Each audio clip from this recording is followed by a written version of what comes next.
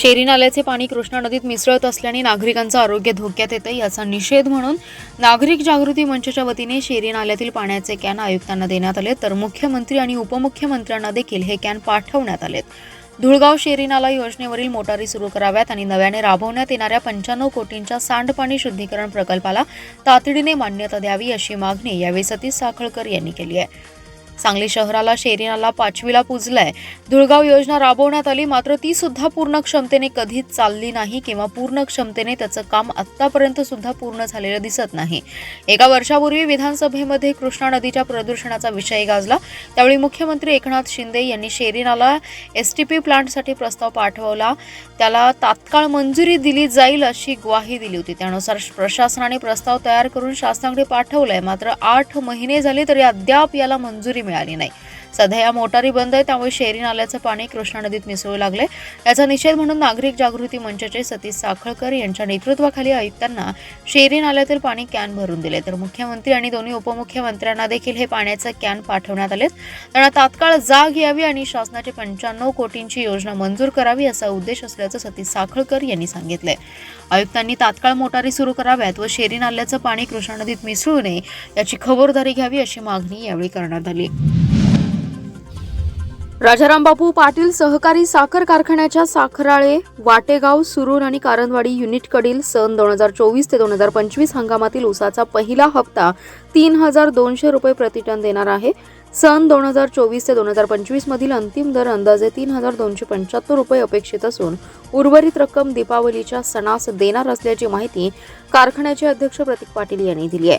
जत तिप्पेहळी युनिटकडील ऊस दराचा निर्णय लवकरच घेतला जाईल असंही त्यांनी सांगितलं. अध्यक्ष प्रतीक पाटील म्हणाले, राजारामबापू पाटील सहकारी साखर कारखान्याच्या माध्यमातून ऊस विकासाच्या विविध योजना राबवल्या जात आहेत. ठिबक सिंचन योजना, सचिंद्र पाईप योजना, विविध खते, जैविक खते कारखान्याच्या माध्यमातून शेतकऱ्यांना पुरवली जातात.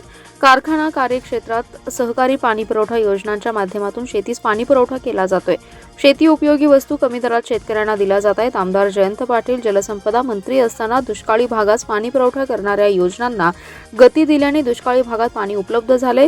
ऊसाच्या क्षेत्रात लक्षणीय वाढ झाली आहे. प्रतीक पाटील म्हणाले, कारखाना व्यवस्थापनाने सन 2024 ते 2025 हंगामात साखराळे युनिटकडे 9,50,000 मेट्रिक टन, वाटेगाव सुरूर युनिटकडे 5 लाख मेट्रिक टन, कारंदवाडी युनिटकडे 4,50,000 मेट्रिक टन तसेच जत तिप्पेहळी युनिटकडे 3 लाख असे एकूण 22 लाख मेट्रिक टन ऊस गाळपाचं उद्दिष्ट ठेवले. तरी सर्व ऊस उत्पादक आणि सभासद यांनी पिकवलेला सर्व ऊस गळीतास पाठवून सहकार्य करावे असं आवाहन प्रतीक पाटील यांनी केलंय. दुष्काळी तालुक्याला पाणी मिळालं पाहिजे, सर्वसामान्य लोकांचे प्रश्न सुटले पाहिजेत, यासाठी प्रामाणिक प्रयत्न केले. 10 वर्षात प्रत्येकाच्या सुखदुःखात सहभागी होऊन ऋणानुबंध जोडले, मात्र मतांची भेट मिळाली नाही अशी खंत व्यक्त करताना भावूक झालेले माजी आमदार विक्रम सावंत यांनी पराभवाने खचून न जाता पुढील काळात नव्या उमेदीने लढाई सुरू ठेवू असा निर्धार करत कार्यकर्त्यांना बळ दिले. नुकत्याच झालेल्या विधानसभा निवडणुकीत महाविकास आघाडीतील काँग्रेसचे उमेदवार विक्रम सावंत यांचा पराभव झाला, त्यामुळे कार्यकर्ते नाराज होते.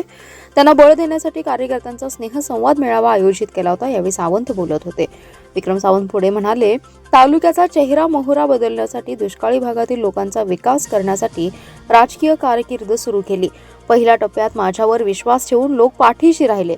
आमदारकीच्या काळात हा विश्वास सार्थ करण्याचा प्रामाणिक प्रयत्न केला. म्हैसाळचे पाणी विस्तारित योजना पूर्ण व्हावी यासाठी विधान भवनासमोर आंदोलन केलं. त्याचं फलित म्हणून 2,000 कोटी मंजूर झाले. याशिवाय सत्ता असताना आणि विरोधात असतानाही शहरासह तालुक्यासाठी कोट्यावधीचा निधी आणला. या विधानसभेत पराभव झाला. 75,000 मते मिळाली, हेही काही कमी नाहीये. निम्म्या जनतेने आपल्यावर प्रेम दाखवले. जातीचं राजकारण आणि ईव्हीएम मशीन घोटाळा यामुळे पराभव झाला, म्हणून खचून न जाता नव्या उमेदीनं काम करण्याची गरज आहे. येणाऱ्या स्थानिक स्वराज्य संस्था, नगरपालिका निवडणुका महाविकास आघाडीतील घटक पक्षांना सोबत घेऊन एकजुटीने लढवून आपली ताकद निर्माण करू अशी ग्वाही त्यांनी यावेळी दिली आहे. सध्याच्या युगात विद्यार्थी अभ्यासाला अधिक महत्त्व देतात. विद्यार्थ्यांना अभ्यासी ज्ञान आवश्यक आहे, पण शरीर तंदुरुस्त राहण्यासाठी क्रीडा क्षेत्राचं देखील महत्त्वाचं आहे. त्यामुळे अभ्यासाबरोबर क्रीडा क्षेत्राचे धडे विद्यार्थ्यांना आवश्यक असल्याचं मत उपायुक्त वैभव साबळे यांनी व्यक्त केलं. महापालिकेच्या शाळेतील 100 शिक्षकांचे 5 दिवसीय क्रीडा प्रशिक्षण शिवशक्ती मंडळ क्रीडांगण आणि वृत्तपत्र विक्रेता भवन येथे झाले. यामध्ये कबड्डी, खो खो, क्रीडा पोषण, ट्रॅक अँड फील्ड आदीबाबतचं मूलभूत अद्ययावत प्रशिक्षण मानदेशी फाउंडेशन आणि महानगरपालिका शिक्षण विभाग विभाग यांच्या वतीने आयोजित करण्यात आलं होतं। यावेळी सांगता कार्यक्रमात उपायुक्त वैभव साबळे बोलत होते। उपायुक्त वैभव साबळे म्हणाले, विद्यार्थ्यांच्या विकासासाठी महापालिकेच्या वतीने पायाभूत बदल करणे आवश्यक आहे। शिक्षकांना क्रीडा बाबतीत अद्ययावत राहण्यासाठी या प्रशिक्षणाचा नक्कीच फायदा होईल। विद्यार्थ्यांना योग्य वेळी प्रोत्साहन दिले तर क्रीडा क्षेत्रात नावलौकिक करतील। प्रत्येक शिक्षकाने आपल्या सेवा काळात एकतरी विद्यार्थी राष्ट्रीय खेळाडू तयार करावे असे आवाहन त्यांनी केलं। प्रास्ताविक प्रशासन अधिकारी रंगराव आठवले यांनी केले। यावेळी तातासाहेब सौंदते, रवी शिंदे, भारत बंडगर, संदीप सातपुते, राहुल होनमोरे, नसीमा पठाण, पूजा साळुंके यांच्यासह अनेक मान्यवर उपस्थित होते। वारणा नदीवरील मांगले काखे पुलाजवळ नदीपात्रात मोठ्या प्रमाणात मृत अवस्थेत सापडलेले मासे दूषित पाण्यामुळे मेलेले नाहीत, तर एका मासे विक्रेत्याने खराब झालेले मासे टेम्पोने आणून नदीत फेकून दिल्याचं प्रत्यक्षदर्शींनी सांगितलंय। मासे पुलावरून नदीत टाकत असतानाचा काही लोकांनी व्हिडिओ काढलाय आणि तो सोशल मीडियावर व्हायरल झाल्यानंतर ही बाब लक्षात आली आहे। मांगले काखे पुलाच्या वर मेलेल्या माशांचा धोका नसला तरी पुलापासून पूर्वेकडे चिकुर्डे बंधाऱ्यापर्यंतच्या पाण्याचा वास येतोय। मंगळवारी सकाळी 9 वाजता काखे गावच्या बाजूने आलेला टेम्पो पुलावर मध्यभागी थांबला। टेम्पोतील कर्मचाऱ्यांनी माशाने भरलेला क्रेट पुलाच्या पश्चिम बाजूला नदीतील पाण्यात रिकामा करून पसार झाले। या दरम्यान देवावाडी गावातील काही लोक दशक्रिया विधीच्या साठी पुलाच्या पूर्व बाजूला बसले होते। त्यांनी ही घटना पाहिली। दरम्यान मांगले काखे पुलाजवळ पाण्याचा वास अद्यापही येत असून नदीकाठच्या या परिसरातील गावातील लोकांना पाणी उकळून आणि गाळून पिण्यासंदर्भात ग्रामपंचायत प्रशासनाने आवाहन केले। बातमी दखल प्रदूषण नियंत्रण मंडळाच्या अधिकाऱ्यांकडून पाहणी केली आहे। पाण्याचे नमुने घेऊन त्याचा वरिष्ठ पातळीवर रिपोर्ट सादर करणार असल्याचे अधिकारी रोहिदास मतकरी यांनी सांगितले।